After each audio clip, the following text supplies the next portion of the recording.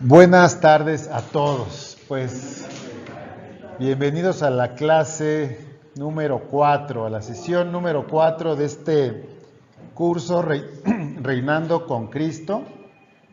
Pues ya 4 sesiones y avanzando. Hemos estado escuchando de continuo en la congregación y en muchos mensajes que nosotros recibimos recurrentemente, estos 4 elementos en torno a nuestro Señor Jesucristo, ¿no? En cuanto a que Él nació, en cuanto a que Él murió, en cuanto a que Él resucitó y que Él volverá. Y mucho de lo que escuchamos en la congregación, me gusta llamarlo así, lo recibimos en un lenguaje pastoral, un lenguaje muy digerible, muy ligero, muy fácil de sobrellevar, por decirlo así, porque hablábamos y entendíamos que en la congregación general pues hay de todo tipo de hermanos, ¿verdad? Pequeños, medianos, unos ya más crecidos.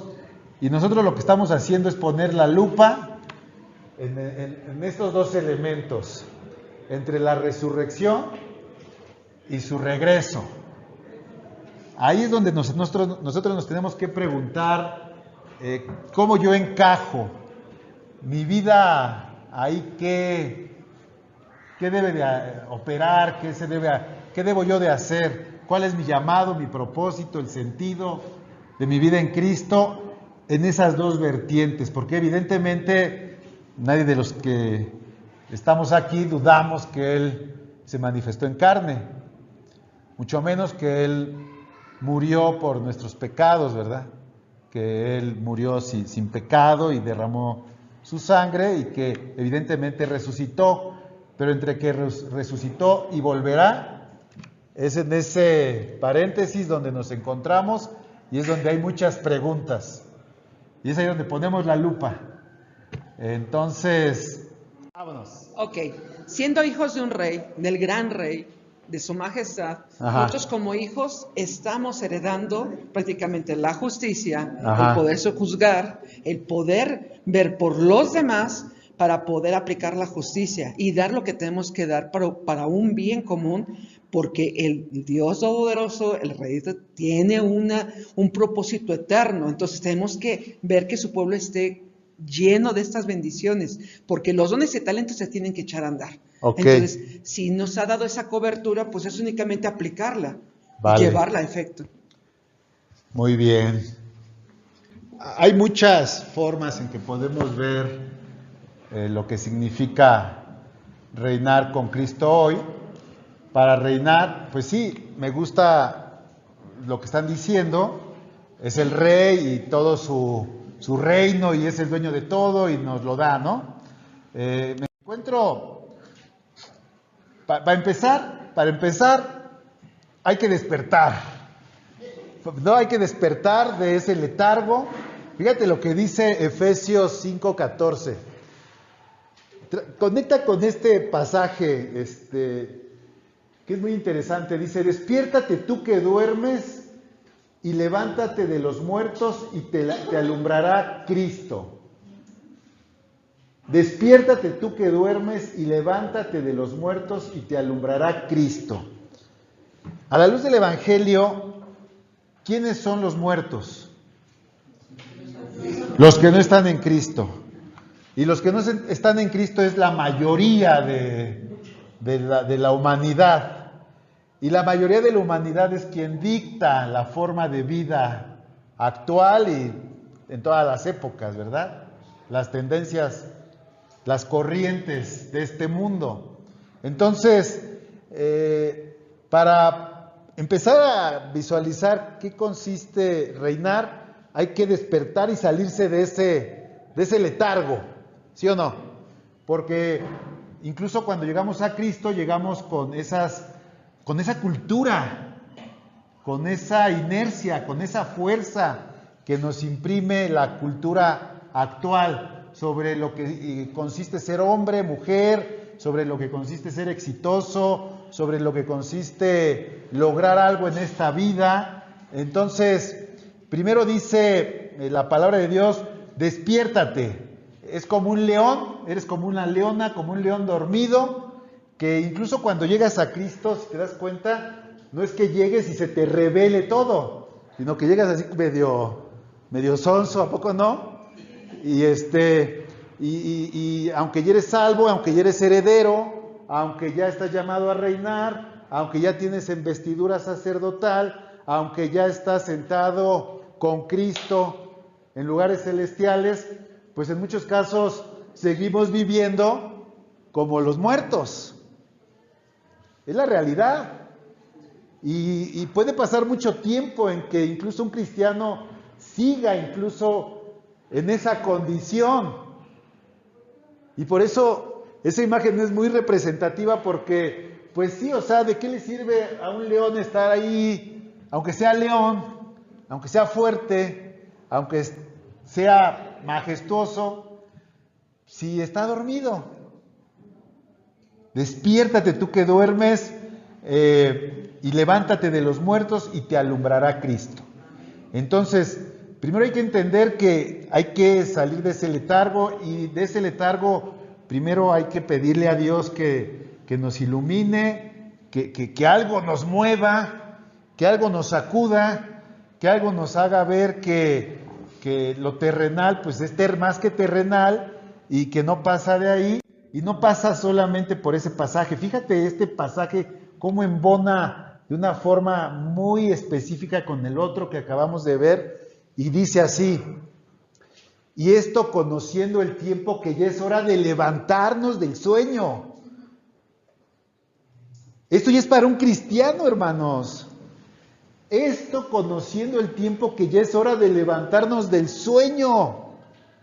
Porque ahora está más cerca de nosotros nuestra salvación que cuando creímos. Se corrobora que hay cristianos que siguen dormidos o somnolientos, no entendidos de la verdad de Cristo y de su regreso y de lo que eso representa. ¿Están de acuerdo o no? Sí. Este pasaje no es para el mundo. O sea, levántate del sueño, levántate del sueño, levántate del sueño. Ya está más cerca de ti, de mí, la salvación que cuando creímos. Aquí la salvación, digo ya con lo que hemos visto, se entiende claramente que apunta al regreso de nuestro Señor Jesucristo.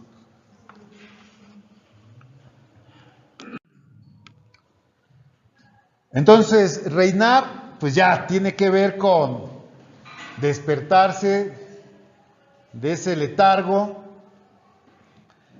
y estar pendientes. Ahora sí, para entender este pasaje que nos dice Apocalipsis 16:15, aquí yo vengo como ladrón, bienaventurado el que vela y guarda sus vestiduras para que no ande desnudo y vea su vergüenza. Y vean, fíjense, no es vea, es vean. Fíjense cómo se empiezan a revelar pequeños detalles que nos deben de ir hablando. ¿Por qué podríamos entender de ese vean? Los demás. Y que de alguna manera el mundo entero nos observa. Digo, en el caso de que somos una familia, tenemos vecinos, tenemos un montón de compañeros de trabajo, compañeros de escuela, que nos observan. En cuanto decimos, somos cristianos, somos evangelistas, o de alguna manera tenemos que dar testimonio de que somos puestos bajo una lupa. Tenemos que resguardar cómo hablamos, cómo hacemos, cómo. Entonces, sí tenemos que estar alertas de cada paso que demos, tiene que ser firme. Con firmeza y con una parte de justicia y con una parte de sabiduría, una parte de inteligencia, una parte de. porque es la parte de testimonio para que otros vengan y puedan entender y que puedan despertar y que puedan tirar la podredumbre que traen para que puedan entrar a este reino en el cual yo vivo y que yo me deleito y que dices, ¿cómo te gozas tú? Porque yo no lo tengo. Entonces, quiero tener lo mismo, pero ¿cómo hacerlo para que los otros lleguen? Ok. Marta, ¿querías comentar algo? Bueno, yo, considerando las preguntas que son un poco más pensantes hacia lo no tan lo ligero, Ajá. Es decir, ¿qué representa el reinar? Pues primeramente, ¿de qué vamos a reinar? ¿Son coherederos con Cristo? ¿De qué? Ajá. ¿Cómo? Y aún nosotros que conocemos ya de lo básico un poquito más, vivimos como si no conociéramos. O sea, literalmente podemos citar, podemos ver la Escritura, pero ya más profundamente que pueda ser manifiesto en nuestra... No, yo creo que es un poquito más primero hacia nosotros mismos para poder ser usados por el Espíritu y que nos lleve. Pero si en nosotros no hay un entender primario, va a ser un poquito complicado, ¿no? Ok, ahí les va. A ver, hermano. Sí, yo ahí lo entiendo de otra, aparte de lo que estoy de acuerdo con mis hermanos, que también yo lo vea, que vea mi vergüenza, que corrija mi caminar, que corrija mi modo de pensar y de expresarme con los demás, porque si vamos a dar testimonio al mundo, y si yo no me corrijo con ayuda de Dios, va a decir, para andar como tú andas, mejor no voy. ¿Sí? Entonces debo de haber también primero mi vergüenza para estar vestido conforme Dios quiere que ande con su palabra. Ok, pero a ver, vean bien el pasaje. Todo lo que dice tiene aplicación, sí, pero estamos en modo escatológico. Estamos en modo futurista. Y aquí dice el Señor Jesucristo, he aquí yo vengo, voy a venir y abusado, bendecido aquel que está pendiente de todo lo que acaban de decir, ¿sí? Bendecido todo aquel que está pendiente y está guardando sus vestiduras, ¿verdad? Para que no ande desnudo, y vean su vergüenza. Piensa en algún pasaje, en algún otro pasaje, dice la palabra de Dios que en algún momento unos resucitarán para vida eterna y otros para confusión perpetua. ¿Sí o no?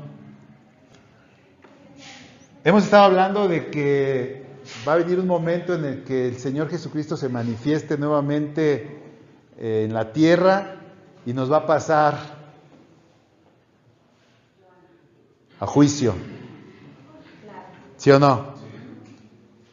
Y que en ese momento, lo estuvimos viendo en clases anteriores, va a haber una premiación.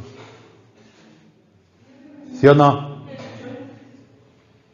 ¿Cómo vamos a salir ahí en esa premiación? No, hermana, vamos a salir bien, porque vamos a corregir nuestras,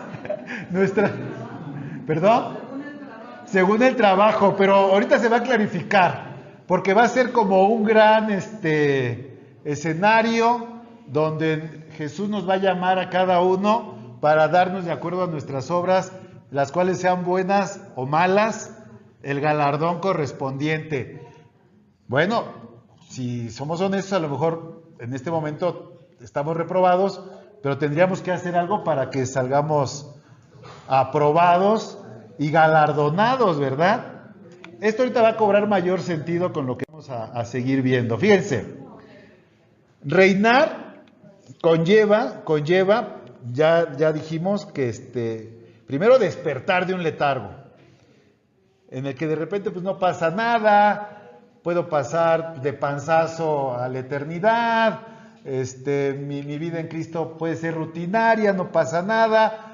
Luego despiertas y te das cuenta que no, que incluso un día vas a estar de frente al Señor y que de frente al Señor va a haber testigos, va a haber personas ahí también de la familia de la fe que van a ver tu desvergüenza o van a ver la honra que el Señor te va a dar por lo que hayas hecho, ¿verdad?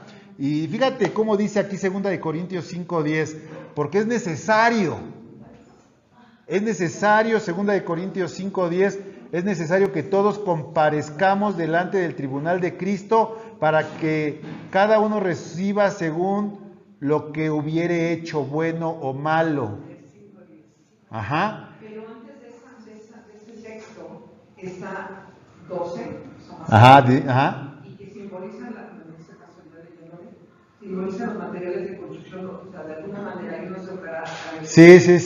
Y que se pasarán por fuego nuestras obras para poder saber qué tan firmes son. Exacto. Sí, o sea, aquí es donde efectivamente no todo lo que hacemos, no todo lo que estimamos como valioso a los ojos de nuestro Señor Jesucristo lo es.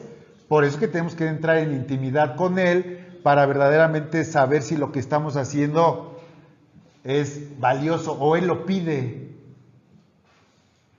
Hace el curso pasado hablábamos de que incluso muchas veces hacemos cosas que Él no nos pide, ¿no? Y no hacemos cosas que sí nos pide. Y que eso conlleva ese riesgo que nos comenta la hermana. Pero bueno, finalmente, sea bueno o sea malo, vamos a comparecer delante del Señor. Pero a ver, y esto ya lo había platicado anteriormente, en este tribunal es para declarar salvación o perdición. No,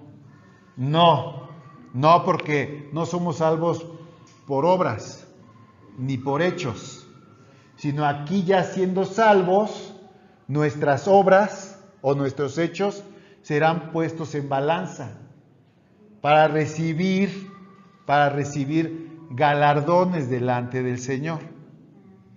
¿Sí me explico? Sí, o sea, galardones, premios, efectivamente. Entonces, reinar es reconocer que daremos cuentas de nuestras obras y la necesidad actual de alinear estas obras a la voluntad de Dios, sin caer en el error de pensar que por nuestras obras somos salvos. No, por nuestras obras no somos salvos, pero por nuestras obras sí seremos juzgados de frente al tribunal de Cristo, y de acuerdo a esas obras se nos dará más o se nos dará menos. ¿Sí o no? ¿Sí o no? Quiero que escuchen esta. Sin ninguna medida de seguridad y equipado solamente de zapatos especiales, una bolsa de magnesio y la camiseta roja que lo identifica, el estadounidense Alex Honnold conquistó la hazaña de escalar el 11º edificio más alto del mundo, el Taipei 101. Tras 90 minutos de escalada, el norteamericano se convirtió en la primera persona que asciende a dicha estructura bajo la modalidad de free solo, en la que no se utilizan cuerdas ni arneses y cualquier error se paga con la muerte. La subida del Taipei 101 fue pospuesta 24 horas después de lo previsto inicialmente por causas climáticas. No obstante, pese a que al final el ascenso se dio bajo un cielo soleado, la escalada no dejó de ser una tarea fácil para Honnold. En primera instancia, tuvo que superar la base del rascacielos y dos estructuras metálicas, lo que le llevó unos 20 minutos. Luego vino el segmento más largo y exigente físicamente, las denominadas cajas de bambú, que van entre los pisos 27 y 90 y que conforman el cuerpo del edificio. El tramo final, considerado como el más peligroso, exigió toda la fuerza de los brazos del escalador, quien remató su logro con una selfie desde lo más alto. Los aplausos no faltaron para Honnold, quien declaró que entre más ascendía, se sentía más tranquilo. Así también pudo callar las críticas por poner en riesgo su vida ante una elevada tasa de mortalidad entre quienes practican ese deporte. Sin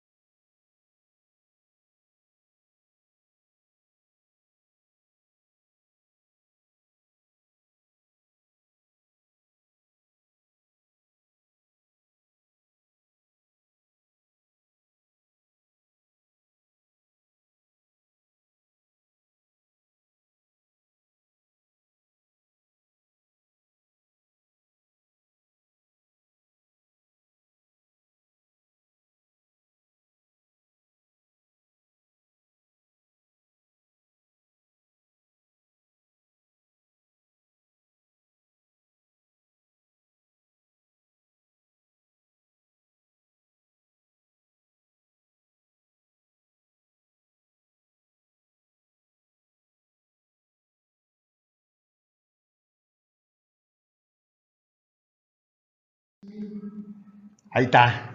Se subió casi 600 metros y allá arriba se tomó una selfie. ¿Alguien supo de eso? ¿Sí? ¿Alguien lo vio? Y luego tras la hazaña de este hombre, ya muchos ahí chinos, no, de Taiwán, se quisieron subir y no pudieron más que 3 metros. ¿Qué quiero decir con esto? La palabra de Dios dice que no sabes que los que corren en un estadio, todos a la verdad corren, pero uno solo se lleva el premio. Corre de tal manera que lo obtengas.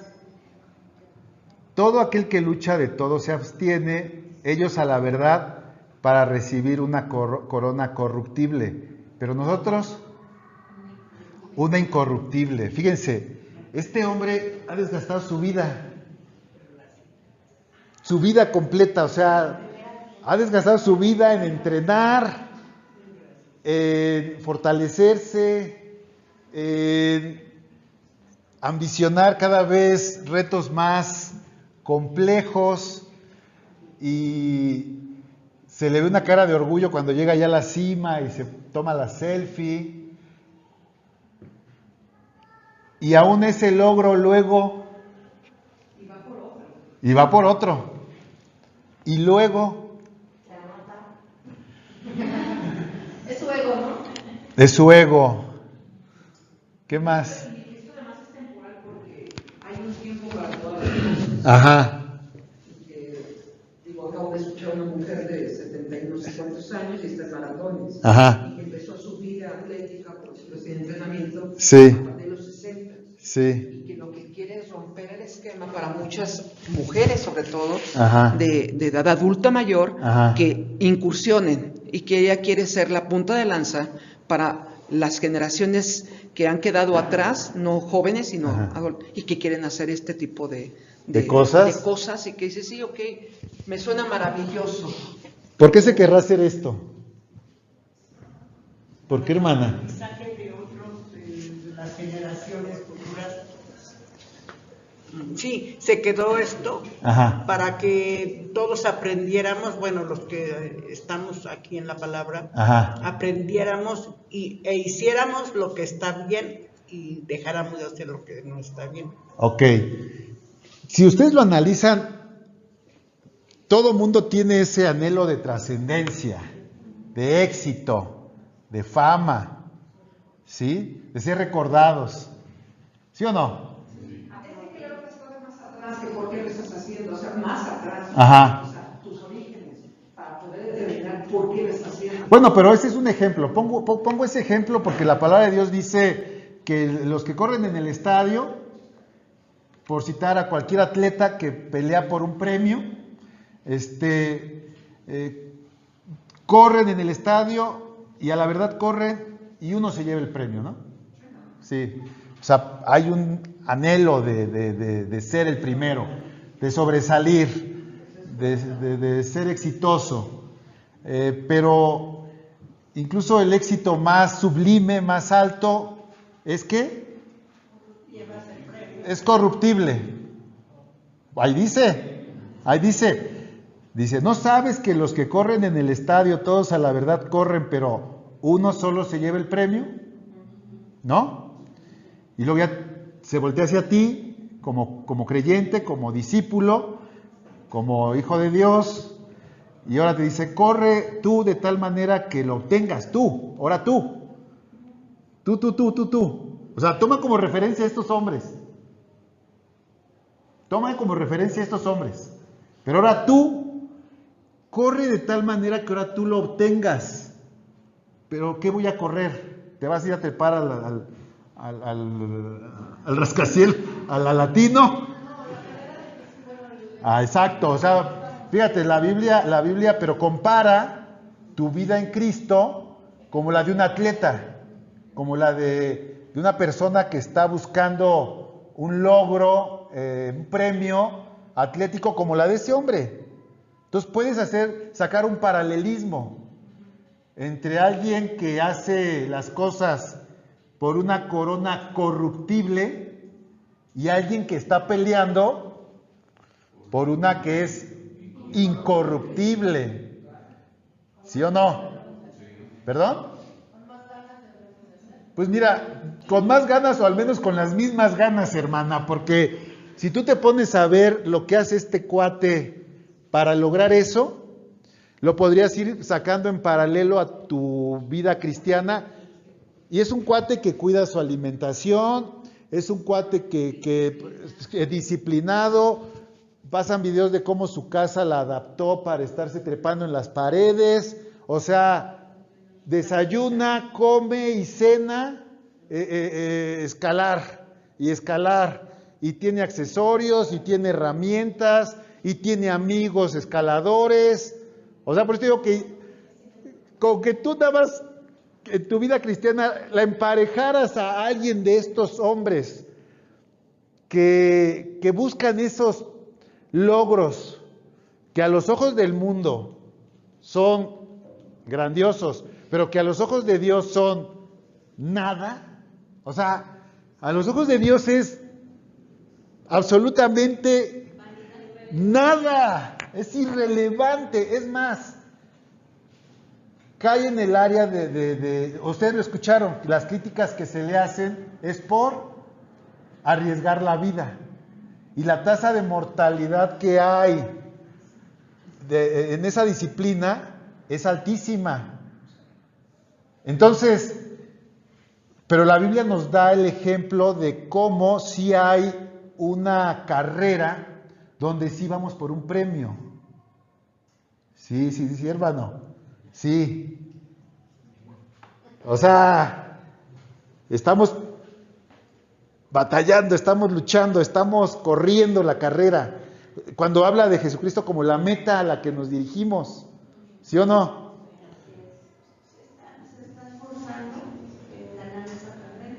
¿Usted se está esforzando? Yo sí. Pero hay un punto importante, es que muchas veces decimos las cosas, muchas veces digo las cosas y no considero lo que puede representar. ¿Qué es el galardón? ¿Qué es el galardón que tenemos prometido, por ejemplo, en Cristo Jesús? ¿Qué es reinar, ya no gobernar, reinar con Él? ¿Qué es las señales que nos dice que estemos... que vamos a hacer cosas mayores que las que Él hizo? Ajá. ¿Qué es el que nosotros podemos alcanzar, lo inalcanzable que está narrado en la Biblia y que no creo, ya, no tercera, yo. Ajá. Y que no creo, y por eso yo creo que se hace para mí más inalcanzable y me quedo en lo material. Ok, ¿qué es? Primero hay que despertar.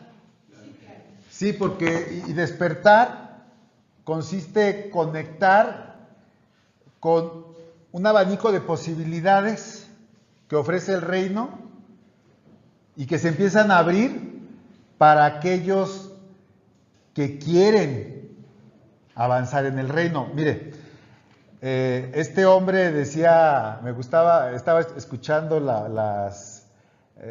¿cómo se llaman? Los comentaristas que decían que este tipo de hombres redefinen lo que es posible en las capacidades humanas. O sea, se cree que humanamente un atleta de este tipo puede hacer cierta cosa. Y yo me preguntaba, ¿cómo puede llegar otro hombre a redefinir lo que un hombre puede alcanzar más? ¿Cómo? ¿Cómo sabía que se podía hacer eso? Haciéndolo, sí, y esforzándose. O sea, yo creo que no vas a lograr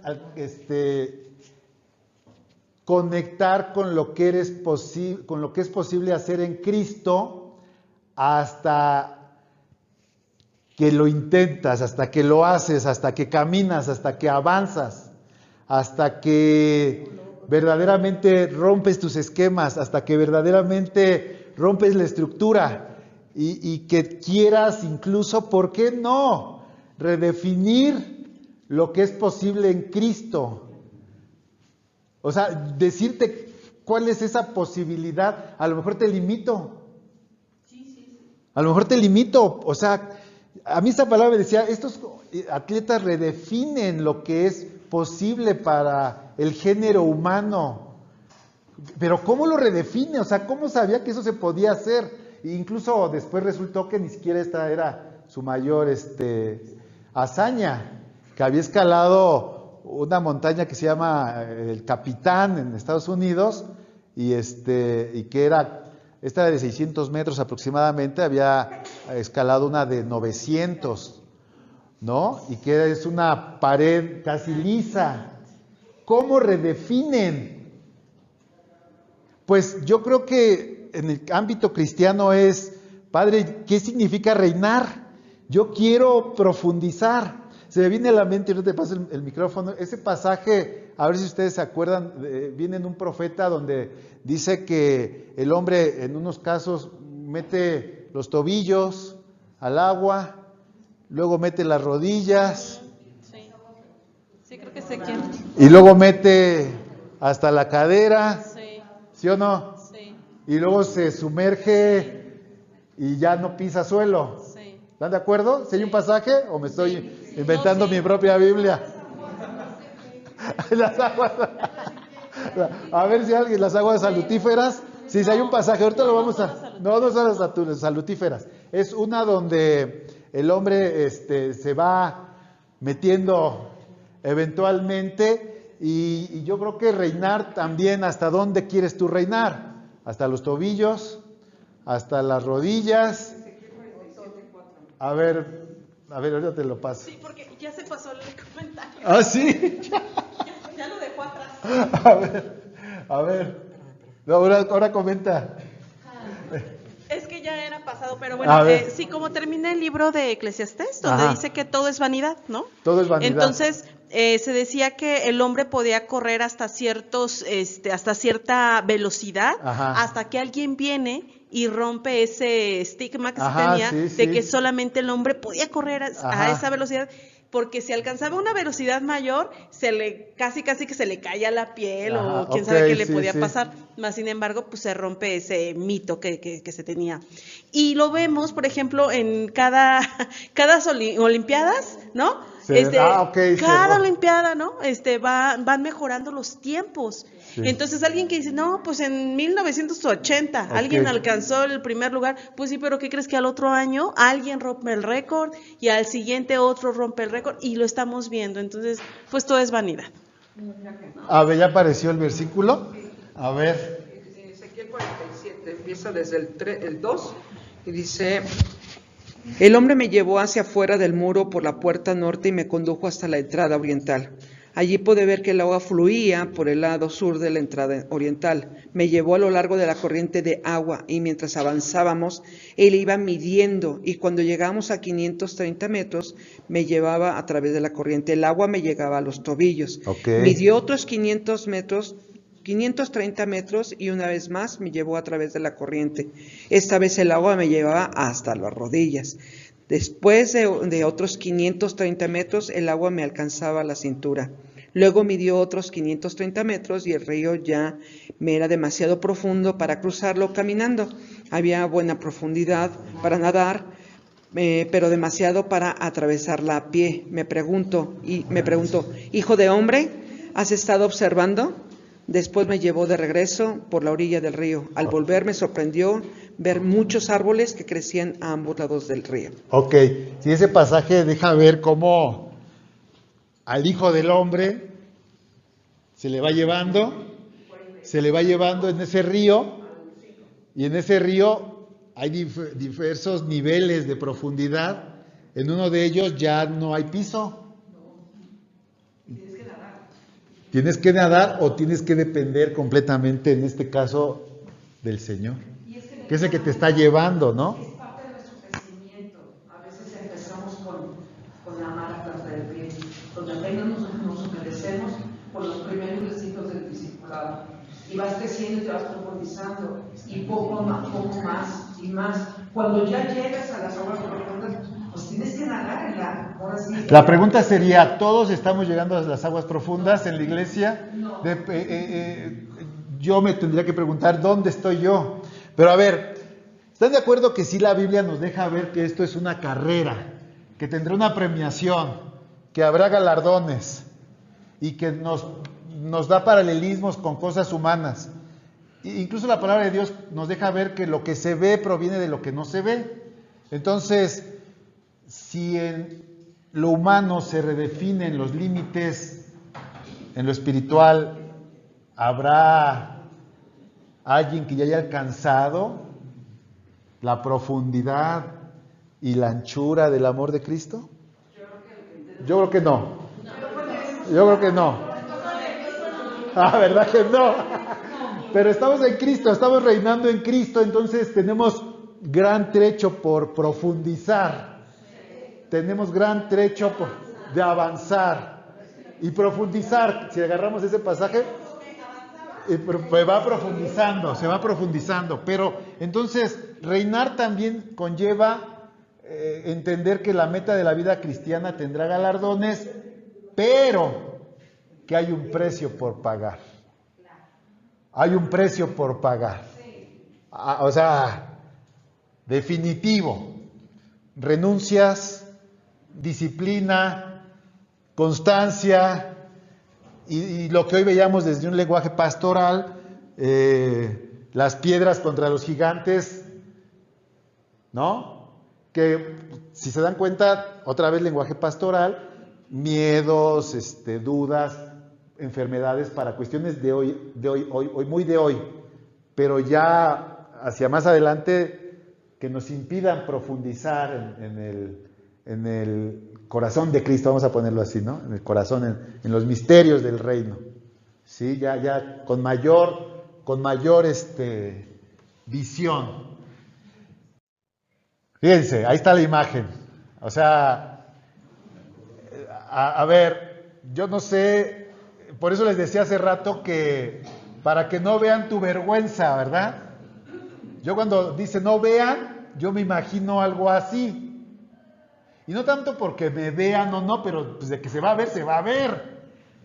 Sí, o sea, no estamos, y lo hablábamos hace 8 días, de que no estamos buscando los galardones en un sentido de orgullo, de ego, de que véanme todos cómo me corona, ¿no?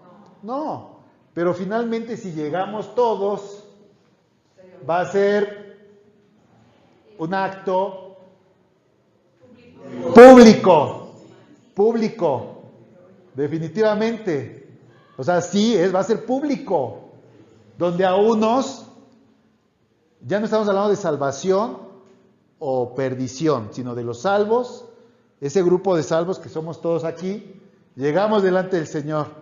A ver, Marta, dice el Señor, pásale. Y todos, Pati, Josita, Carlos, o sea, quieras que no es que te va a meter ahí al privado, ¿verdad? Y no, va a ser público.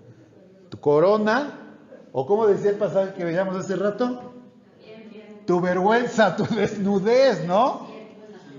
Señor, pero yo hice lo otro.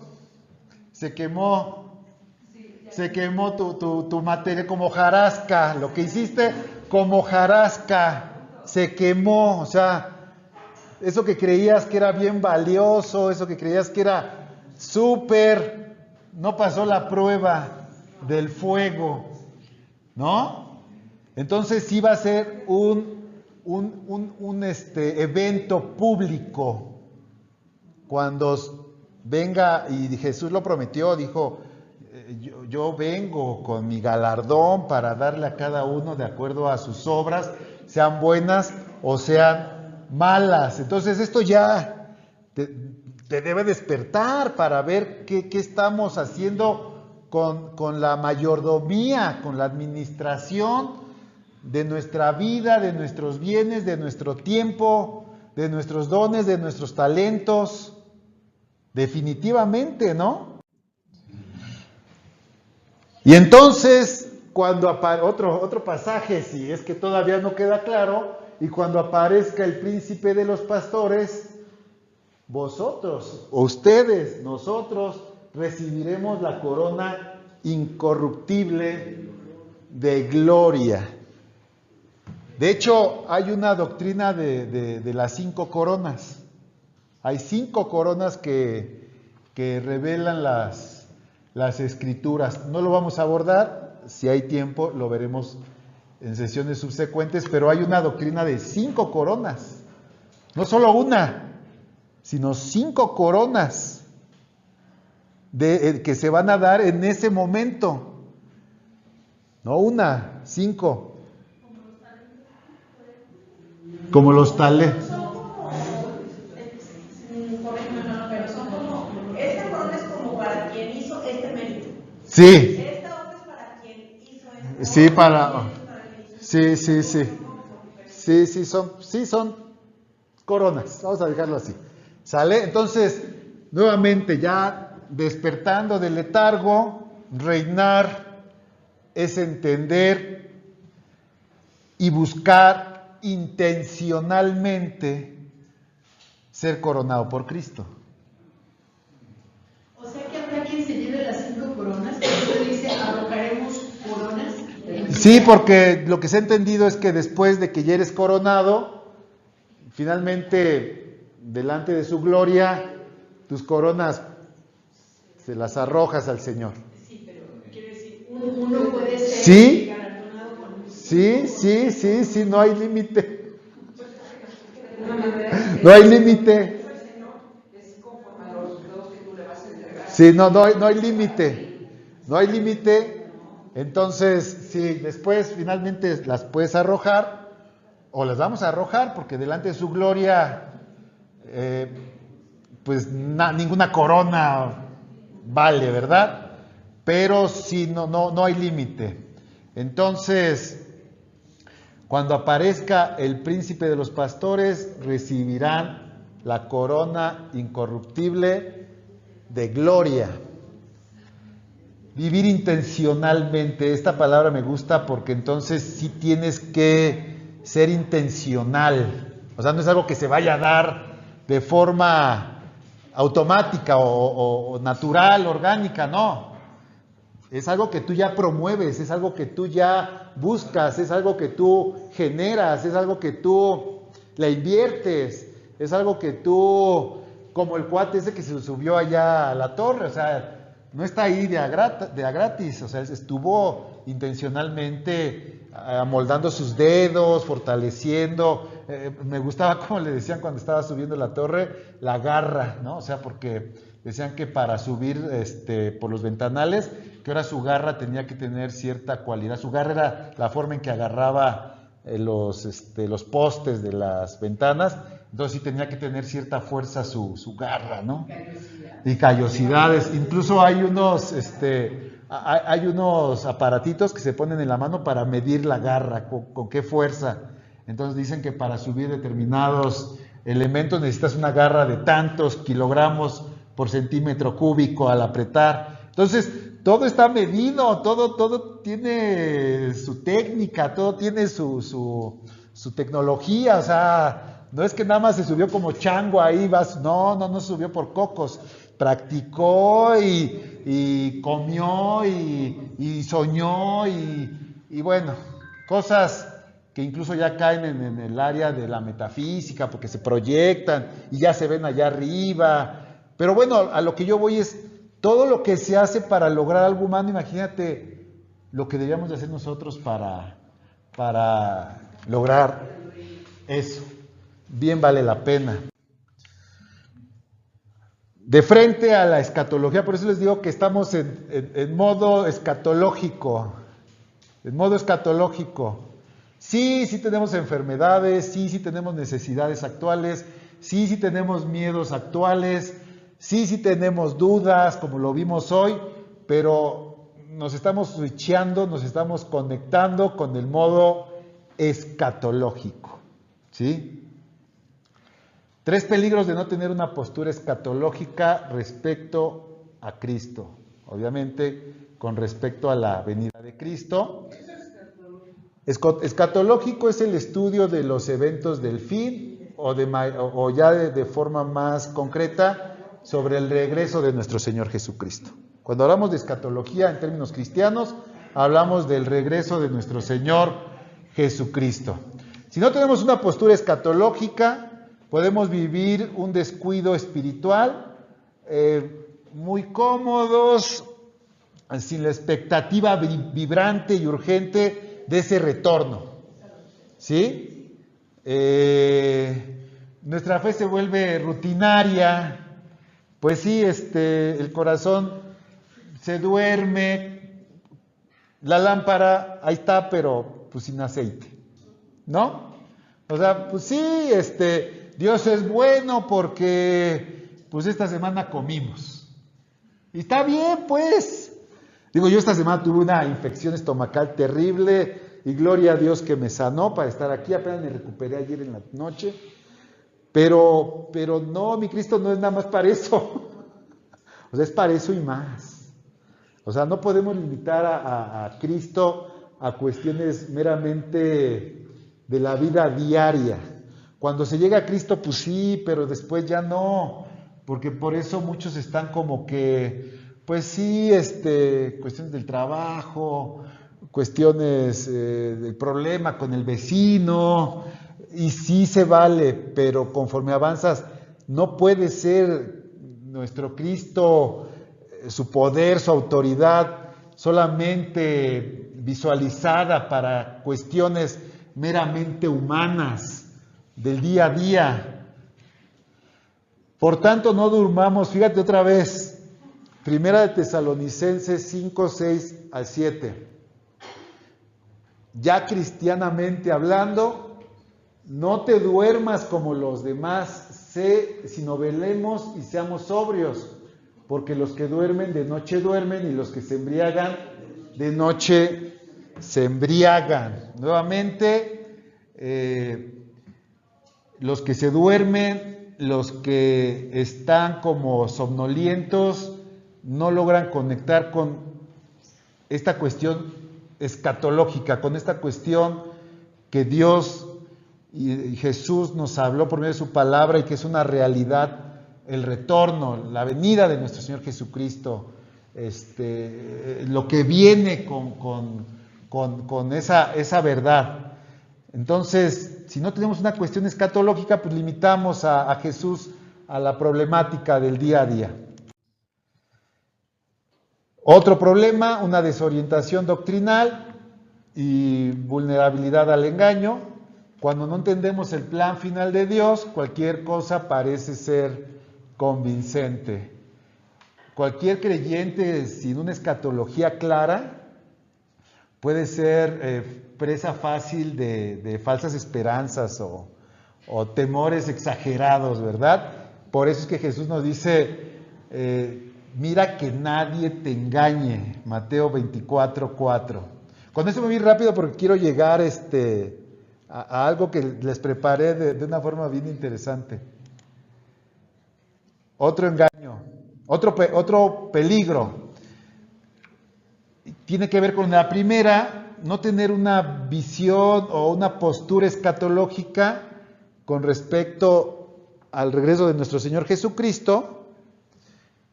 Digo, porque una cosa es que sabemos que Jesús regresa, pero otro ya saber qué va a pasar, cómo va a pasar y cómo yo encajo en eso. Si yo no tengo eso, pues puedo enfocar solamente mi vida en Cristo en las cosas temporales.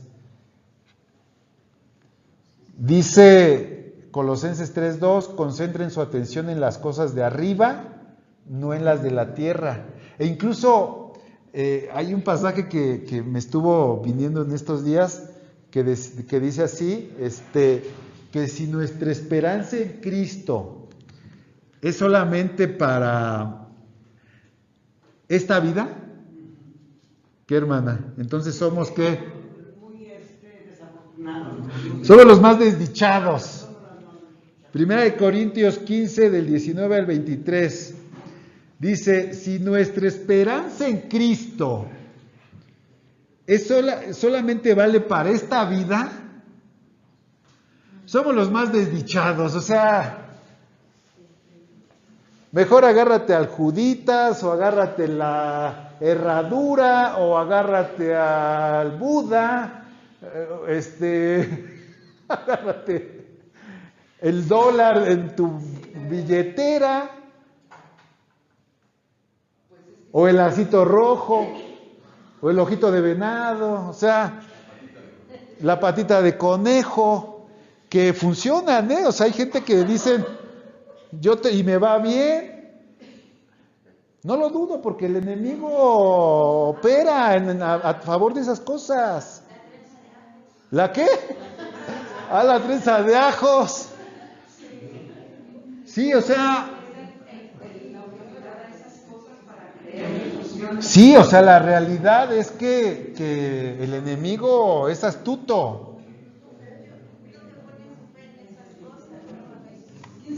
Mi hermana, es Primera de Corintios 15 del 19 al 23. O sea, fíjense qué absurdo. Nos reímos de la trenza de ajos, de la bolsa de agua para espantar moscas, aunque eso es para otra cosa.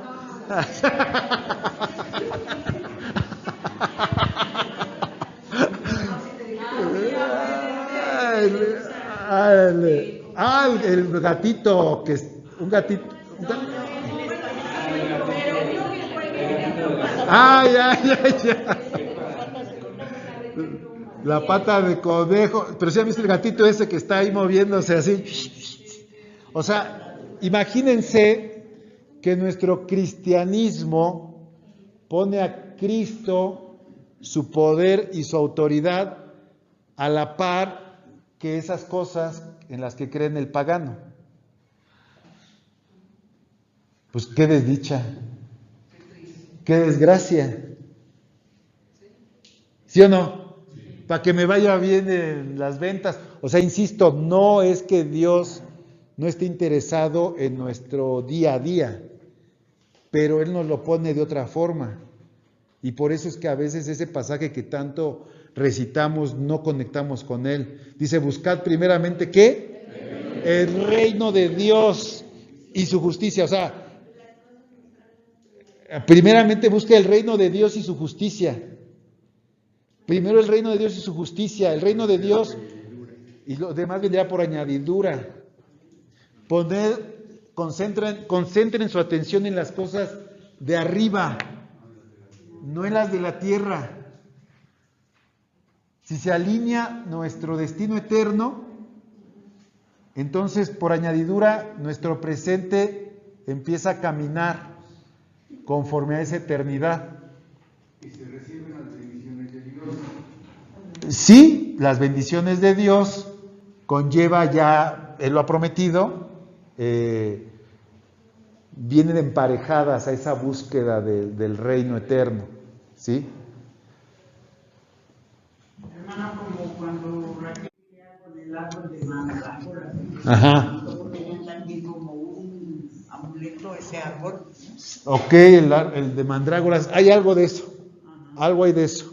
Pero sí, vaya que todo aquello que consideramos en Dios solamente para aplicación presente, termina siendo una desgracia a la luz del Evangelio, porque no nos permite conectar con ese reino eterno y con las riquezas que se desarrollan a través de mi vida, o más bien de Dios en mi vida, en este presente para esa eternidad. Ahora, 3 bendiciones de tener una postura escatológica centrada en Cristo. Pues evidentemente, pues ya esto nos lleva a una vigilancia, a una santidad y a un propósito. Ya nuestra vida tiene propósito. Ya tenemos un propósito, no estamos aquí por accidente.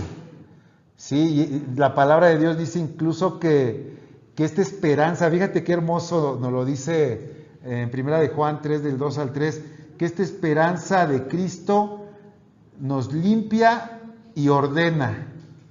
No genera miedo, sino produce coherencia. Fíjense, queridos hermanos, ahora somos hijos de Dios, pero todavía no se ha manifestado lo que habremos de ser.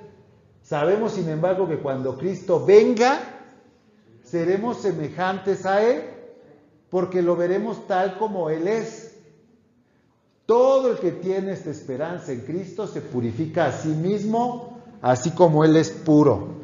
Esta esperanza te mete en ese chip escatológico, en ese chip del que les estoy diciendo desde hace rato. Nosotros ya estamos en ese chip. Él viene, Él premia, Él nos va a coronar. ¿Sabían ustedes que, fíjense, ahorita se me acaba de venir a la mente, que los testigos de Jehová, ¿saben ustedes por qué andan en las calles tocando puertas? Porque quieren completar sus 144,000. Por un lado, pero el otro, la base de eso es que ellos se dirigen bajo una idea que se llama la del obrero fiel, que dice que cuando regrese Jesús, que los halle chambeando. O sea, a ellos no les importa que les echen agua, que los corran, no les importa ni siquiera si les abres. Sí. O sea, ellos de veras, ellos están bien centrados en la idea del obrero fiel, y para ellos el máximo de su vida y su concepto escatológico es que Jesús regrese y los halle tocando puertas, chambeando. Por eso les cierra la puerta y van a regresar, y van a regresar, y van a regresar, porque ellos tienen bien metida ese pasaje. ¿Alguien lo ubica? Sí.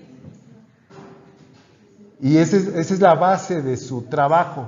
Entonces, evidentemente su doctrina pues está completamente errada desde que dicen que Jesús es un Dios, pero su motivación pues es de considerarse, ¿no? O sea, equivocadamente, pero lo hacen con la convicción de que su Señor un día los encuentre, como lo vean, chambeando. Pero bueno, entonces, tener esa esperanza, tener esa en mente, que Jesús regresa y cómo nos va a encontrar, y de que lo veremos cara a cara, de que se manifestará lo que hemos de ser. Ahí también se desarrolla algo profundo, porque aún no se ha manifestado lo que habremos de ser. Nos lleva a esa búsqueda activa, intencional, de vivir una vida grata a sus ojos, que va más allá de obedecer simplemente. Sí, les voy a compartir la presentación para que tengan todos los pasajes a la mano. ¿Sale? Aquí hagan negocio. Hagan negocio. Ahí encuentro la perla del reino de los cielos. Hay varias, pero yo encuentro ahí la perla. Compromiso con la misión y el testimonio. Saber que Cristo vuelve e impulsa a vivir con intencionalidad eterna, anunciando y sirviendo. Reinar, y estamos partiendo de lo general y lo vamos a ir tratando de desmenuzar a lo particular, tiene que ver con esa plenitud de vida intencional de servir y anunciar a Cristo y su retorno. ¿Con qué? Con todo lo que soy y con todo lo que, y eso es la moneda de cambio. Tu vida, lo que tienes, y bueno, ahí podríamos irnos, ¿no? O sea, negocia entre tanto que vengo. Ocúpate en ti mismo, ocúpate de los dones, ocúpate de los talentos que el Señor te ha confiado.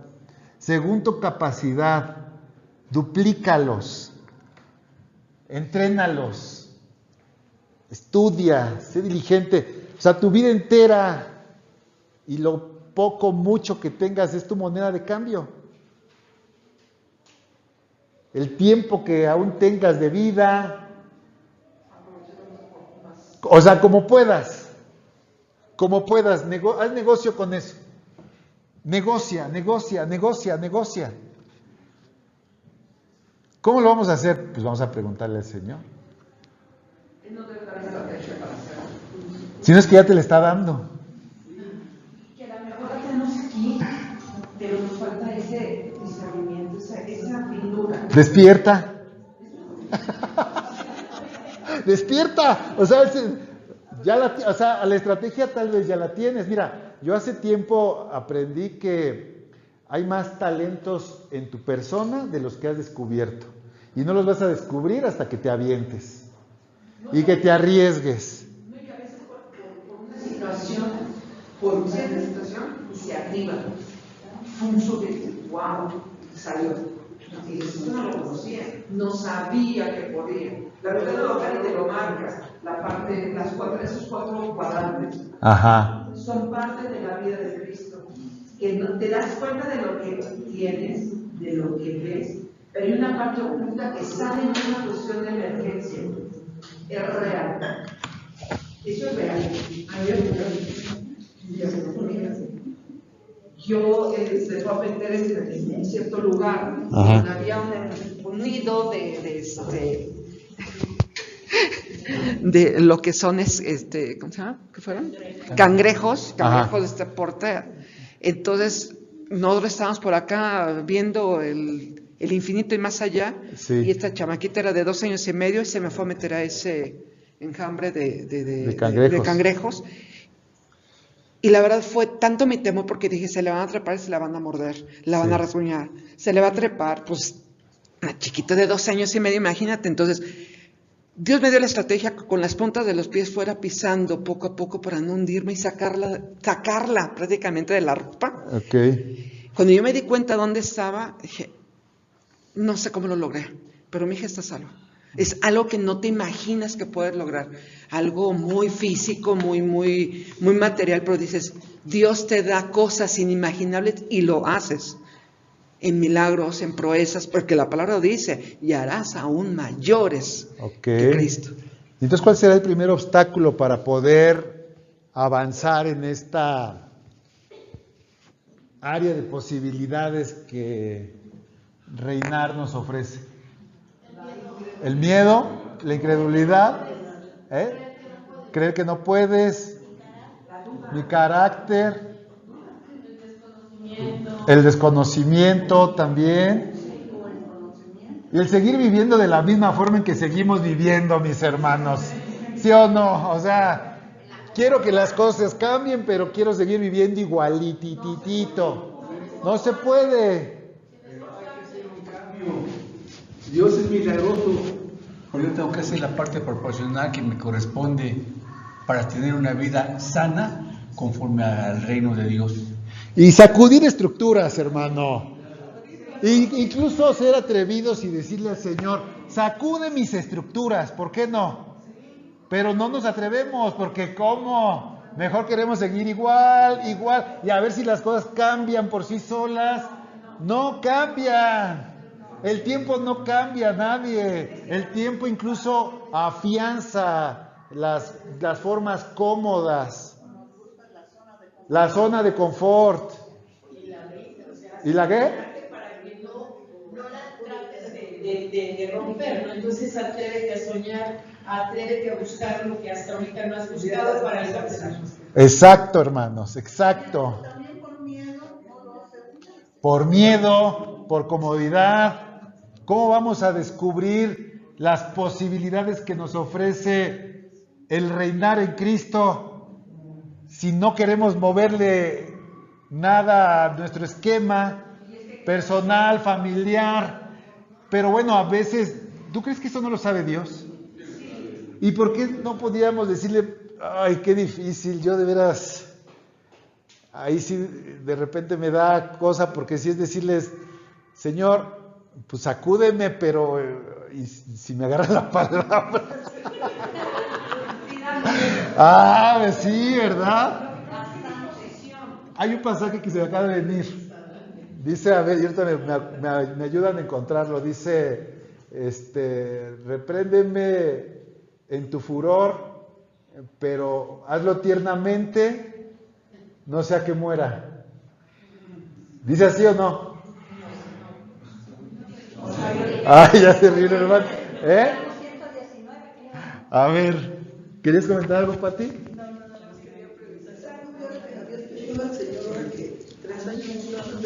Ajá. Fíjense, me pregunta mi hermana Patti si yo le he pedido eso al Señor. Sí, se lo he pedido. Yo sí le he pedido al Señor que me sacuda. Y luego ya dices, ay Dios mío, ya estuvo, Señor, ¿no?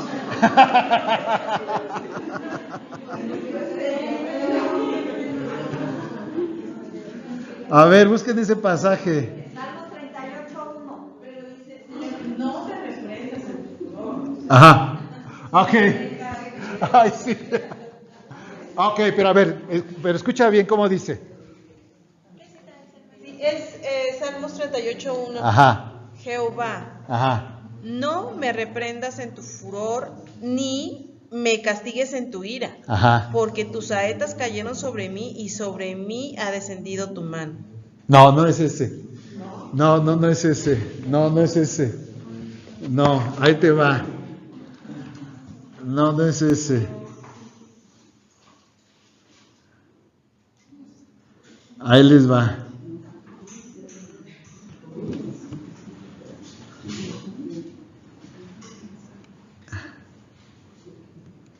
A ver si ahorita. Sí, pero no es ese.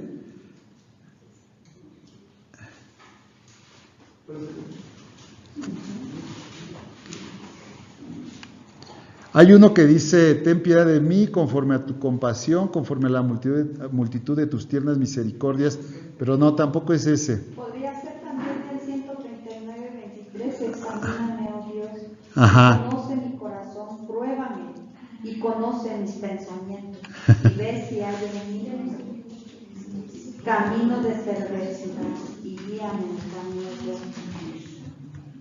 Yo creo que ya la encontré, hermano, es Jeremías 10:24. A ver, espérame. ¿Jeremías qué? 10:24. A ver. Así que corrígeme, Señor, pero por favor sé tierno. No me corrijas con enojo porque moriría. Ah, ese es.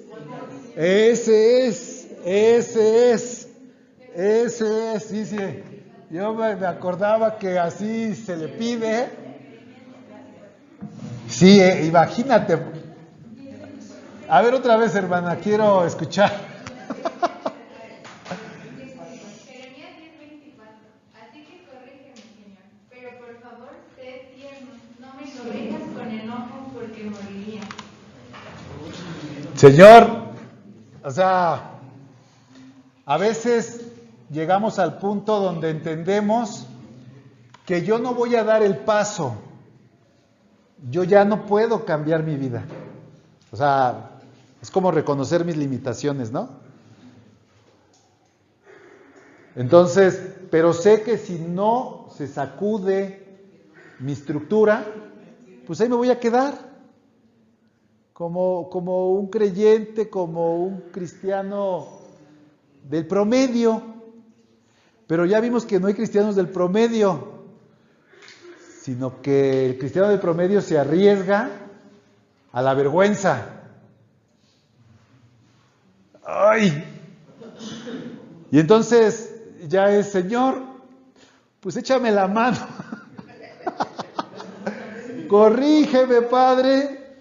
Pues porque yo no me quiero arriesgar a esa, ni a la pérdida, ni a la vergüenza, ni al oprobio, ni a la confusión. Pero pues tiernamente, Señor, porque si no, pues ya no la voy a hacer. No la voy a contar, o sea, no va a aguantarse, o sea, nada más así, llévame. El día jueves fui a visitar a mi mamá en la mañana antes de irme a trabajar. Ajá. Y estaba una persona dándole una invitación de la palabra, supuestamente de la palabra de Dios, pero una católica. Ajá. Y estaba leyendo esa de que cuando se mete que sea como una vela que no escondamos, sino que la saquemos a la luz. Ajá. Y ella decía, cuando yo iba entrando, estaba terminando, y dice, es que tenemos que estar en la presencia de la luz para que radee la Virgen. Y que digo, ¿qué estás leyendo? Y ya me dijo que, sí. Digo, ¿por qué leíste esta palabra y a quién estás anunciando? Ajá. A Jesús, al que está leyendo, ¿qué está leyendo? lo que Jesús dice o lo que dices que tú eres la Virgen, o sea, lo que tú estás diciendo, lo que tú sientes en tu corazón. Dice, no, es que yo estoy preparada para decir esto. Y entonces dime qué estás expresando. Ajá. ¿A quién está representando? Es que la Virgen tiene que estar en nuestros corazones, tiene que estar manifestada la Virgen. Y digo, no es eso, mujer, porque tú se supone que estás anunciando lo que estás diciendo. ¿Dónde leíste? ¿Leíste la Biblia? O sea, no fui a misa y eso fue lo que el Padre nos dijo. Okay. Estoy anunciando lo que el Padre dijo porque es el día de hoy lo que tenemos que decir. Entonces nos lees la Biblia, entonces no estás pidiéndole a Dios lo que te dé para que anuncies. Dice, no, dice, yo tengo que ir a misa, cada mes voy a la lectura pastoral y no sé qué tantas cosas. Sí.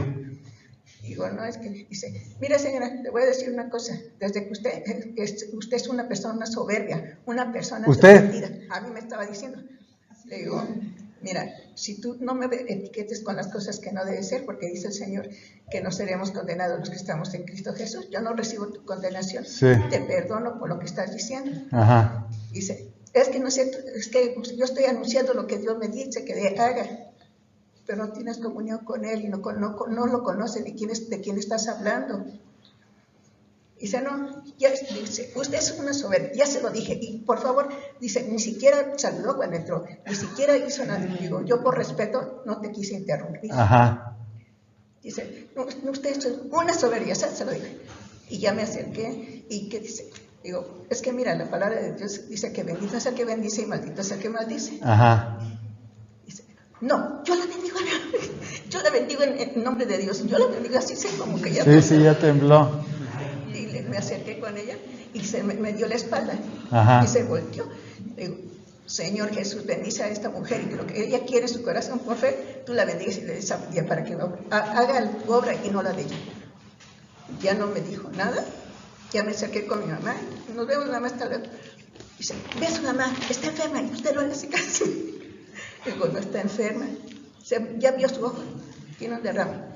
Digo, es que no me había dado cuenta, porque no me acerqué con ella, porque estaba ocupada conmigo. Dice, pues ya se lo dije, señora, tiene que cuidar a su mamá, porque la soberbia que tiene. Resultó usted la soberbia. Pues mire.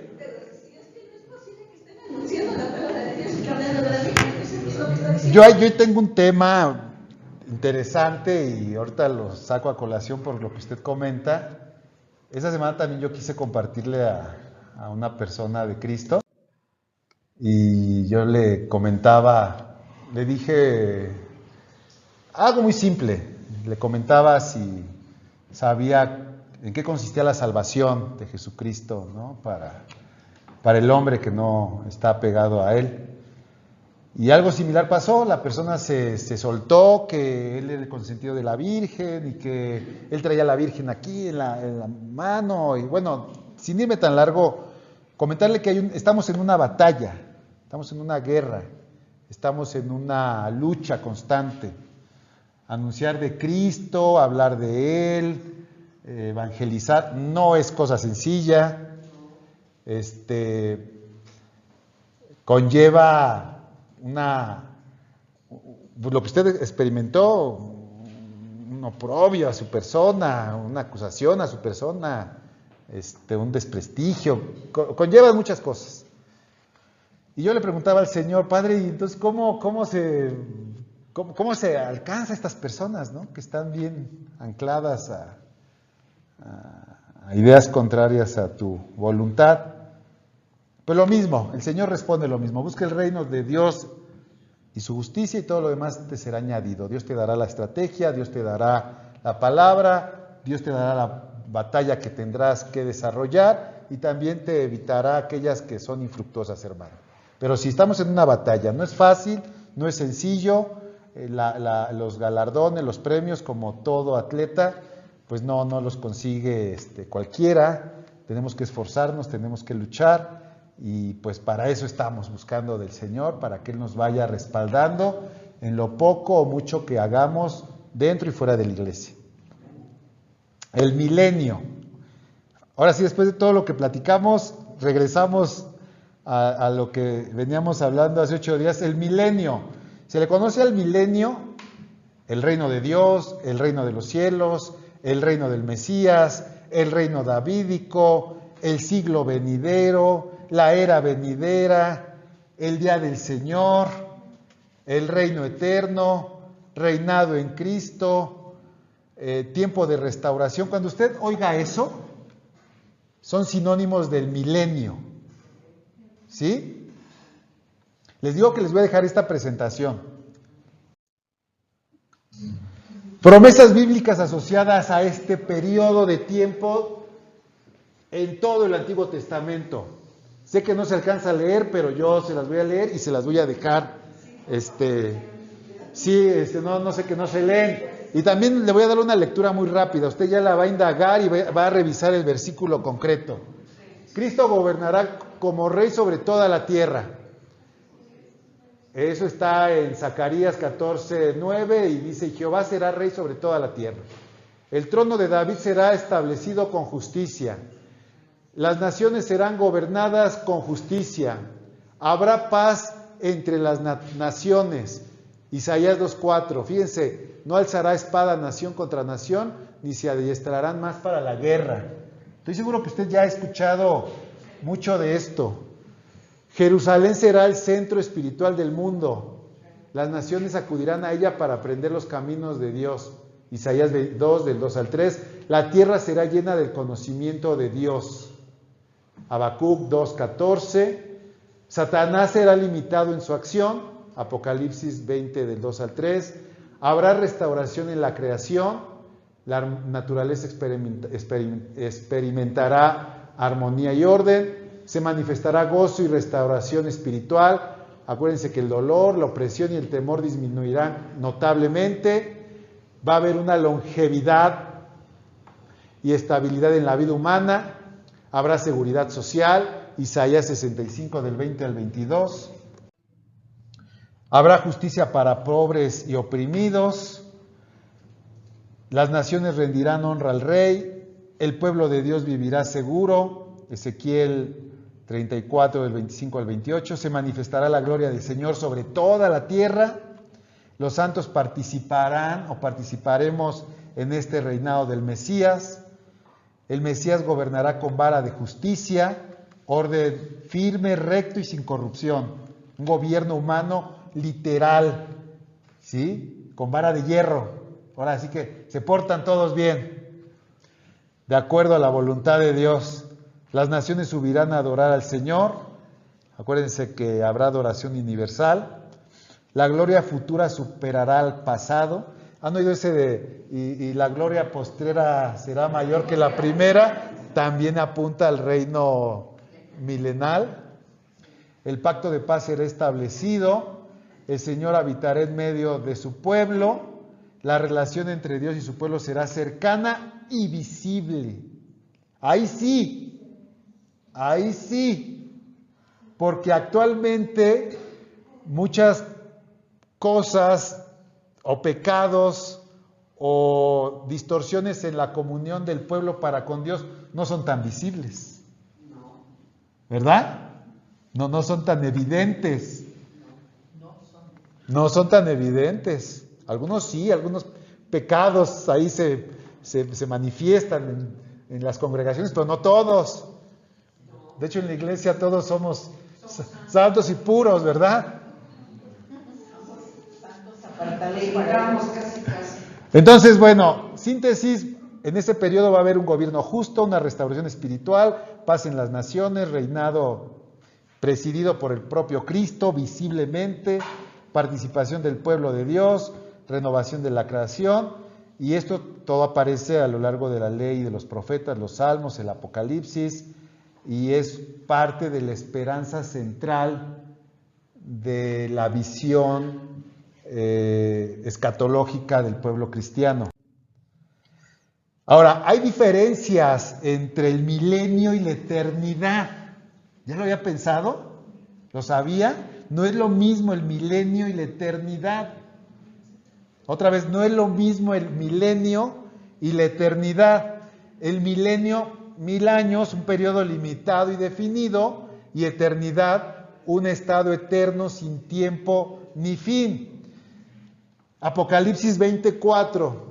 Vi tronos y se sentaron sobre ellos los que recibieron facultad de juzgar, y vi las almas de los decapitados por causa del testimonio de Jesús y por la palabra de Dios, los que no habían adorado a la bestia ni a su imagen, ni recibieron la marca en sus frentes ni en sus manos, y vivieron y reinaron con Cristo 1000 años.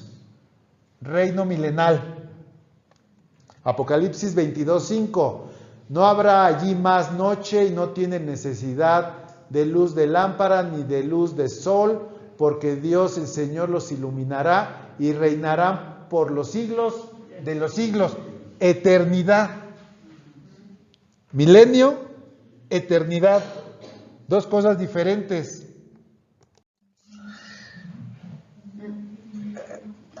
Se los dejé, no vamos a ahondar, yo quiero que usted lo lea.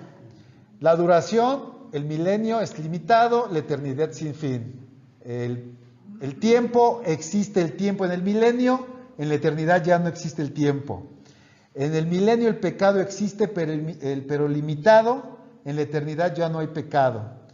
En el milenio hay muerte. En el milenio hay muerte. En la eternidad ya no hay muerte.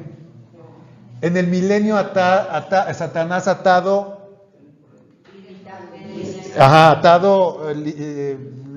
limitado, temporalmente, con limitaciones. Pero en la eternidad ya es eliminado definitivamente. La rebelión, en el milenio hay una rebelión final, ¿sí o no? Porque dice la palabra de Dios que al final Satanás es desatado por un poco de tiempo. Entonces hay una rebelión final, y en la eternidad no hay rebelión. El milenio Cristo reina como rey, y en la eternidad ya Dios reina plenamente. En el milenio la justicia se ejerce continuamente, porque hay una vara de hierro que ordena, que manda, que todos se sometan a la voluntad de Dios, pero en la eternidad ya es una justicia perfecta. El milenio es el reino en la tierra. La eternidad es nuevo cielo y tierra nueva. La creación en el milenio la creación está restaurada parcialmente. En la eternidad es creación nueva. Y ahí están los versículos, Usted lo va a tener que, le voy a dejar tarea ahora sí, porque siempre me la llevo yo. En el milenio el juicio final aún no ocurre. En la eternidad ya es consumado. En el milenio la presencia de Dios, Dios gobierna desde un trono, Jesús en un trono. Y en la eternidad ya Dios habita con su pueblo, ¿sí? Como en el Génesis, que se paseaba. La condición humana, en el milenio hay longevidad y estabilidad, pero en la eternidad ya es completamente cuerpo glorificado. En el milenio el dolor disminuye, pero en la eternidad el dolor desaparece. En el milenio, la finalidad del milenio es una transición. Entre esta etapa y la eternidad hay una transición, y en la eternidad ya es una consumación eterna. Hace 8 días alguien preguntaba, mi hermana preguntó si era lo mismo la tribulación que la gran tribulación. ¿Es lo mismo? No. ¿O no? Depende de la postura escatológica. Hay una teoría tribulacionista que sostiene que el rapto de la iglesia será a la mitad de los 7 años de la tribulación, y que la mitad de esos 7 años es tribulación y que la otra mitad es la gran tribulación, ¿sí? Pero es bajo esa óptica, ¿sí? Para fines escatológicos generales, cuando nosotros hablamos de tribulación a la luz de la venida de Jesucristo, es tribulación o gran tribulación, pero no son las tribulaciones del día a día. ¿Sale? Pero sí, o sea, es que ya ahí empezamos a entrar en interpretaciones. Vamos a sufrir. Sea grande. Bueno, mire, sin irnos a la gran tribulación, a la tribulación, la cual no se ha experimentado en la tierra nunca, pues sí, todos sí sufrimos tribulaciones. Sí, las del día a día, de la pérdida, de la enfermedad, de la crisis, sí, es así. Pero esas no creo que estén ahí consideradas. No. A ver, esta postura postribulacional, vean la línea. Después de Cristo, todos atravesamos la tribulación o la gran tribulación. Esta es la postura que dice eso. Todos. Ahí donde está señalada la segunda venida, llega Jesús, ¿sí? Nos arrebata e empieza el milenio. Y ahí es donde hace la separación de los cabritos y de las ovejas, ¿sí? Pero esta postura dice que todos los que estén vivos en ese momento, obviamente, todos. Esta postura es lo que está diciendo este hombre. Todos vamos a pasar, nada de que me arrebata, nada de... Es que, a ver, yo les decía hace muchas posturas, empezamos a confundir elementos. Esa mentira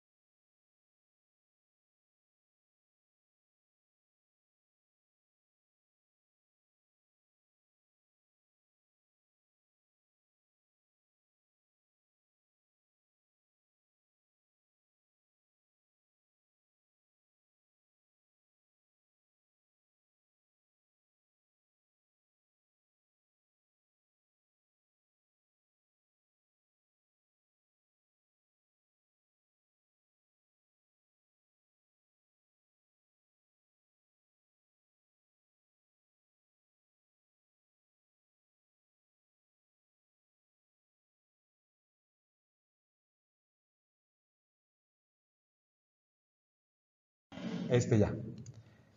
De la que yo les comenté hace 8 días y les puse un video es de esta otra postura, que se llama el premilenialismo pretribulacional. Ahí sí es diferente. Ahí sí, antes de la tribulación hay un rapto.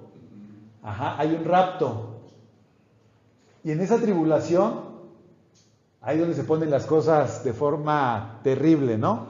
Pero ahí es donde dicen que si hoy fuese ese momento hoy que inicia la tribulación, aquí es cuando ya se nos rapta de forma secreta. Por eso les decía hace 8 días que el rapto, cuando usted oiga rapto, ni siquiera la palabra rapto aparece en la Biblia. Es una postura. ¿Querías comentar algo, Pati? Sí, bueno, yo me quedé, parece que me corriges si estoy.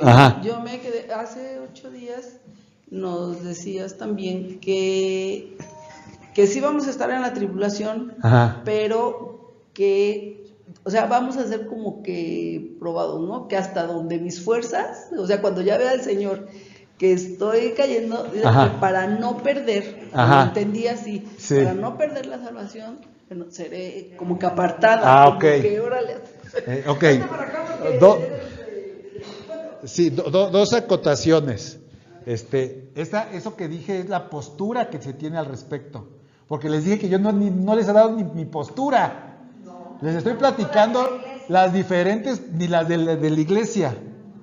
Eso sigue en suspenso. Les estoy platicando nada más la postura, que las posturas que hay.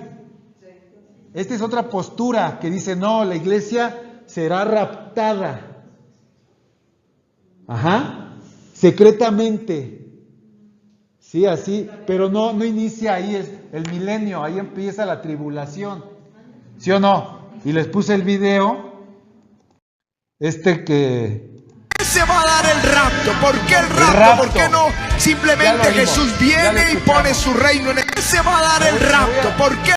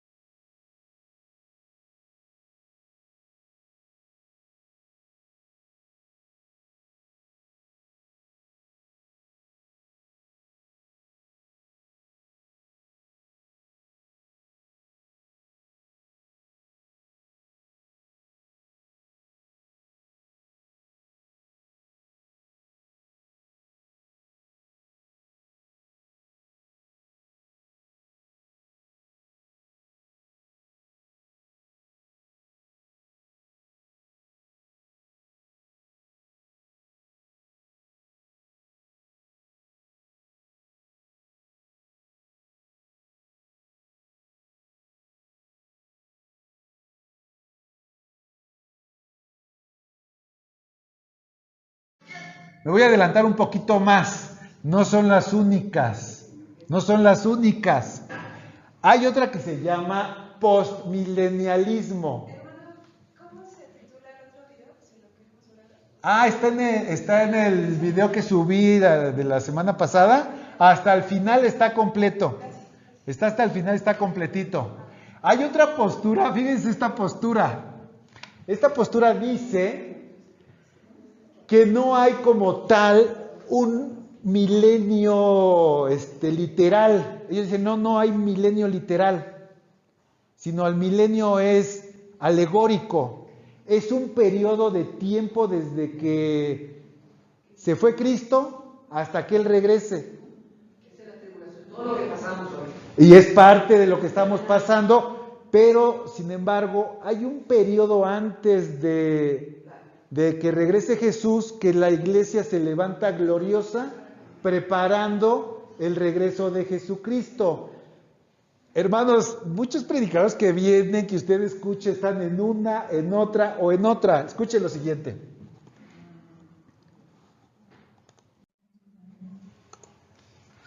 Cristo viene pronto, pero antes de la venida de Cristo, la iglesia de Jesucristo tiene que gobernar. Hello. La iglesia de Cristo tiene que gobernar las finanzas de las naciones. No podemos ser los acabados, los robados, los que no tenemos nada, los que nos quitaron todo. Algunos no lo creen, pero yo he creído que Cristo viene por una iglesia gloriosa, por una iglesia de potencia, de poder y de influencia en la política, de influencia en la economía, de influencia en el monte de la educación. Gente que hay que oírlo cuando hable, y esa gente están en los templos amedrentados. Bueno, un par de cositas pasando por aquí. Un par de cositas están pasando por aquí. Esa postura, cuando usted ha escuchado a esos predicadores, ellos dicen que ya estamos en el milenio.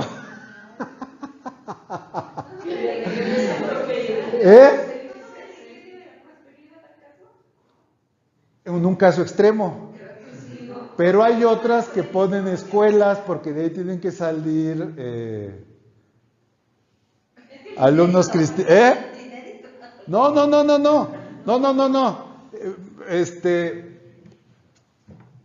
Esta postura dice que antes de la segunda venida de Cristo, la iglesia tiene que tener influencia en las artes, en la cultura, en la música, en las finanzas, en la política. ¿Cuál es el pasaje que agarran esta interpretación? Salmos, hay varios. Salmos 110:1, el Señor le dijo a mi Señor: siéntate a mi diestra hasta que ponga a tus enemigos por debajo de tus pies.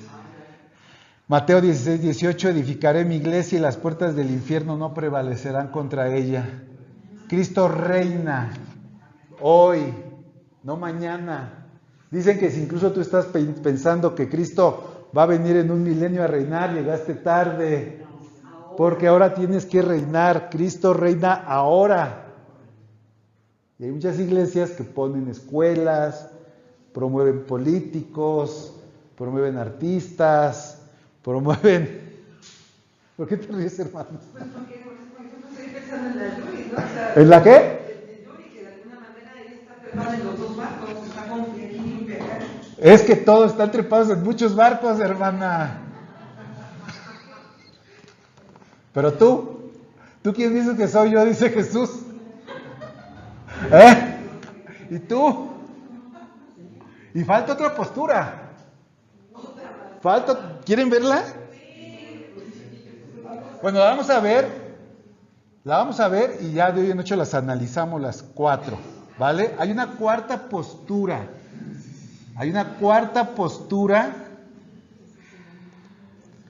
Cristo viene.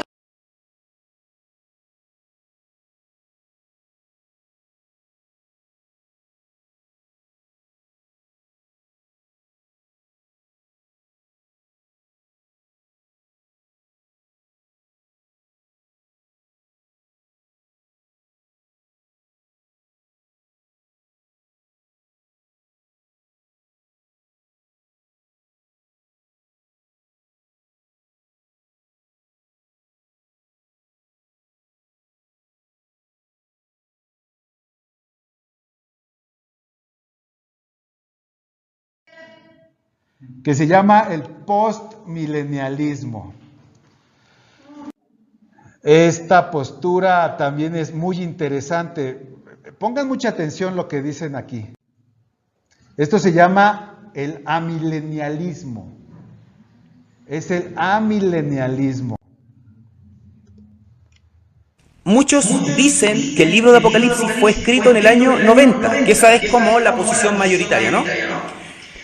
¿Qué va a sostener el preterismo parcial? El preterismo parcial, uno de los argumentos más fuertes que tiene es que el libro de Apocalipsis fue escrito por el apóstol Juan en Patmos no en el año 90, sino que antes del año 70, el 68, 69, una cosa así.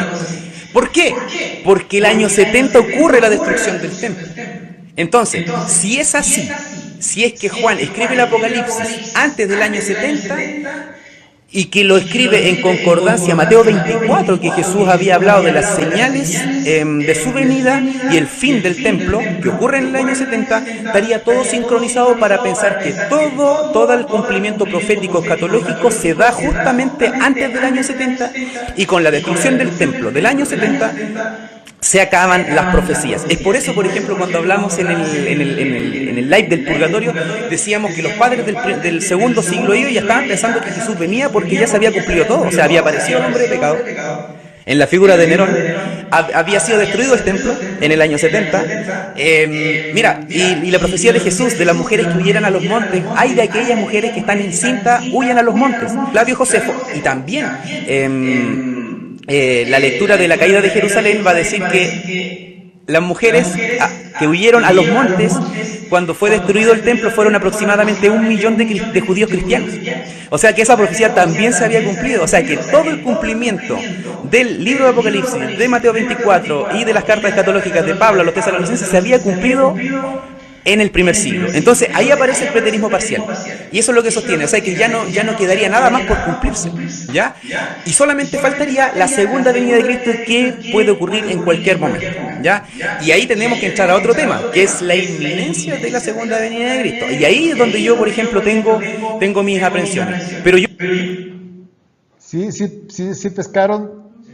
Preterismo quiere decir que el milenio ya empezó desde la caída de Jerusalén, del templo, y ahí sí toman de forma literal. Mira que tu vida no sea en invierno, ¿no? Entonces, si es verdad que el Apocalipsis se escribió antes del año 70, ¿qué es lo que está diciendo? Porque nosotros creemos que se escribió ¿cuándo? En el año 90, después de la destrucción de Jerusalén. Pero estos sostienen que hay posibilidades de que se escribió antes del año 70, y entonces si se escribió antes del año 70, entonces la abominación desoladora tenía que ver con la destrucción del templo, de forma literal, porque si no fue así, a ver, la abominación desoladora está interesante porque si el libro del Apocalipsis se escribió en el año 90 y habla de la abominación desoladora, nosotros preguntamos, ¿cuál es la abominación desoladora? Y para nosotros la abominación desoladora, ¿abominación qué? ¿Desoladora? ¿Cuál es? Es un sacrificio pagano en el templo. Y entonces eso nos obliga a pensar que se va a levantar un tercer templo. ¿Sí o no? Y por eso nosotros bajo esa línea pensamos en el tercer templo. Pero si se escribió antes del año 70, la abominación desoladora tuvo que ver con la incursión de los romanos al templo de Jerusalén en el año 70. Y el milenio empezó desde ahí. ¿Sí o no? Así como lo dice. Bueno, ¿y tú qué piensas?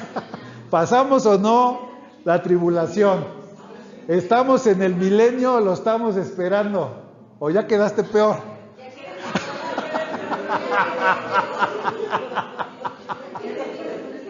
Pues qué bueno. ¿Eh?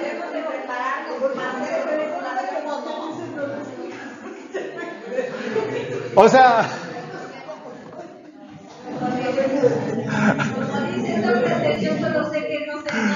ok, lo que quiero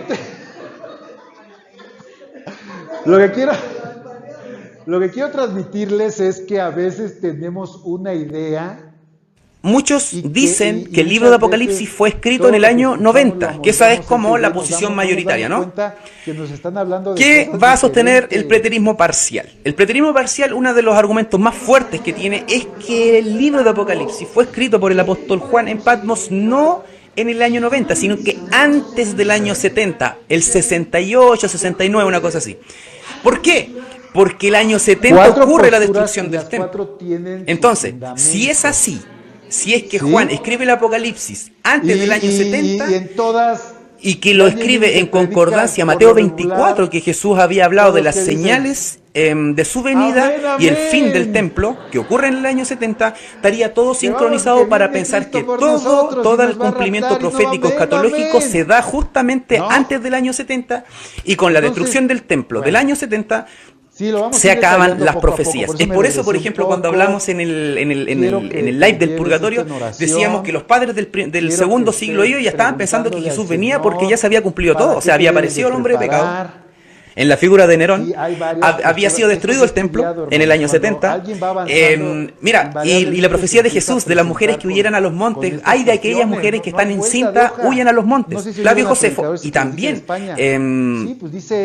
la lectura de la caída de Jerusalén va a decir que las mujeres que huyeron a los montes cuando fue destruido el templo fueron aproximadamente 1 millón de judíos cristianos. O sea que esa profecía también se había cumplido. O sea que todo el cumplimiento del libro de Apocalipsis, de Mateo 24 y de las cartas escatológicas de Pablo a los tesalonicenses se había cumplido en el primer siglo. Entonces ahí aparece el preterismo parcial. Y eso es lo que sostiene. O sea que ya no quedaría nada más por cumplirse.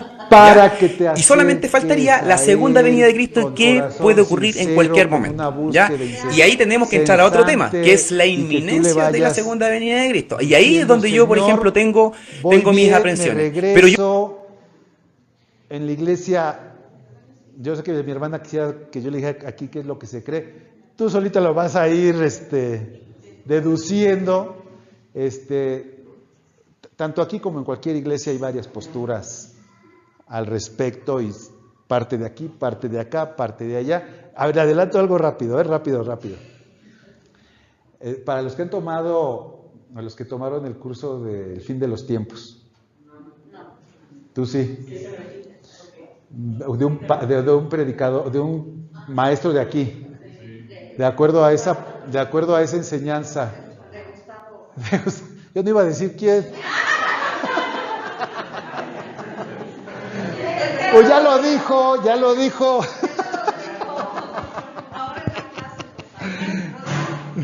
Bueno, hermano, ¿usted se llama? Nombre y apellido. No, de acuerdo a él, ¿pasamos o no la tribulación? ¿Sí? Sí. Ok. Pero, en un, pregúntale al pastor, ¿cómo se llama? Diálogos con el pastor. Al pastor le preguntaron si él creía que se levantaba el tercer templo. ¿Usted escuchó eso? ¿No? Y él dice que él no cree. Pero él no cree. Yo lo escuché, ese sí lo escuché yo. Y entonces eso me lleva a mí a preguntar cuál es su postura escatológica. Si es que él no cree que se levante el tercer templo. Entonces, ¿verdad? En el fin de los tiempos, el maestro decía que nada más la mitad, que porque él daba referencia a ¿La mitad qué? Iban a pasarla y la otra mitad. La mitad para allá. Ajá. De aquí, de aquí, para acá, ¿no? Yo no lo dije. Él hacía referencia al versículo de las 10 vírgenes. Ajá.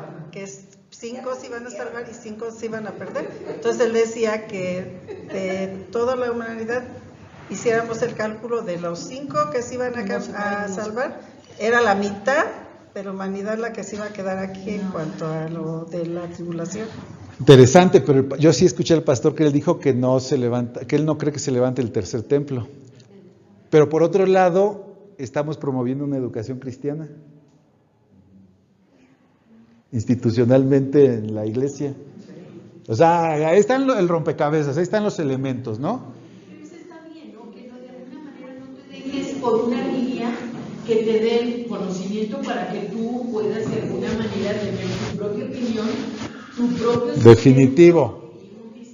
Definitivo, eso es lo que yo creo, que definitivamente... Y entonces todo va a ir en esta línea, sino que sea abierto. Es correcto. Pues póngase de pie, vamos a darle gracias al Señor. Bendito.